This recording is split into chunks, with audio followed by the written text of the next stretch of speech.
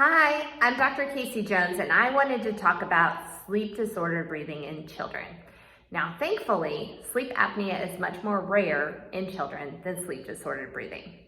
What does sleep disordered breathing look like? A lot of times it's noisy breathing or snoring. These kids have their chin up, their mouth is often open. They're trying to do CPR almost to open up that airway. We see really messy sheets. We often see bedwetting. And these kids are tired.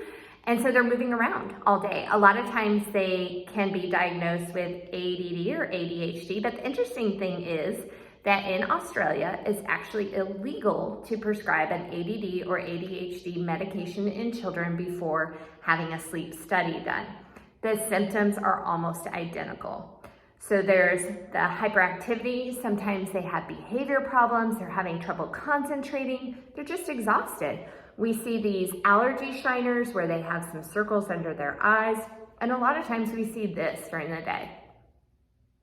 So these kids often have humongous tonsils because the only thing that's filtering the air are their tonsils.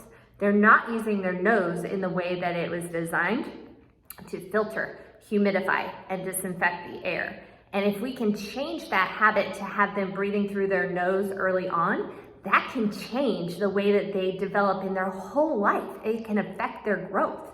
Because if their jaw is open, the muscles are so strong that they're gonna cause the face to grow longer, that jaw to grow down and back, versus growing down and forward. So if it's growing down and back, it is going to be obstructing the airway. And these kids will unfortunately be at higher risk for sleep disordered breathing down the road.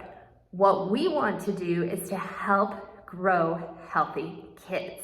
So at Sleep Wellness Wilmington, we believe that breath re-education or breath retraining is so important, and we would love that to be a part of any tonsil surgery. It's not magic that if we fix the structure that these kids will automatically know how to breathe through their nose. And the tonsils can grow back. So if we can train them to be breathing through their nose, sometimes the tonsils can shrink because they're no longer working overtime. I wish that it was part of all palatal expansion. The palate or the roof of the mouth is the floor of the nose, so it makes sense that if we expand it, it will be easier to breathe through the nose. But again, it's not magic that just because we fix the structure, that does not mean that these kids automatically know all of a sudden how to breathe through their nose. So they need to be taught, and there are ways to do that. Now at night, we can use something like myotape and tape their mouths closed, especially if their mouths are open, and that's why they're snoring, as long as they can breathe through their nose. And there's other things like Healthy Start can be a great tool. This is what we call the habit corrector, and it has a little arrow that shows which way goes up. It has a little shelf that the tongue rests on, so it teaches the tongue to be up in the position that we need it to promote proper breathing. What is that position? If you put your tongue to the tip right there, there's a little bump. We call it the incisive papilla right behind those front teeth. Now, if you touch it there and you breathe, try to breathe through your mouth, you absolutely can, that's no problem. But if you suction your tongue up there like you're going to click it, and then breathe through your mouth, or try it. You can't. You end up breathing through your nose. So having the tongue in the correct posture, up and out of the airway, suction to the roof of the mouth, promotes nasal breathing. Now, ideally, we want the tongue in that position, the teeth lightly touching, and the lips closed.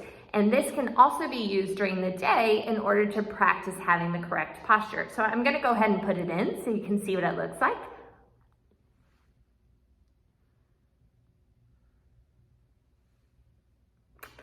So my tongue is up there, and these kids want to keep their mouth closed, and it is just a tool. It's not that simple. There are some exercises that they need to do, but I would love if this was common knowledge and part of all therapies so that we can grow these healthy kids. Help me inspire wellness. Have a great day, and don't forget to smile and dance. Look for the blessings, and I promise you'll see them.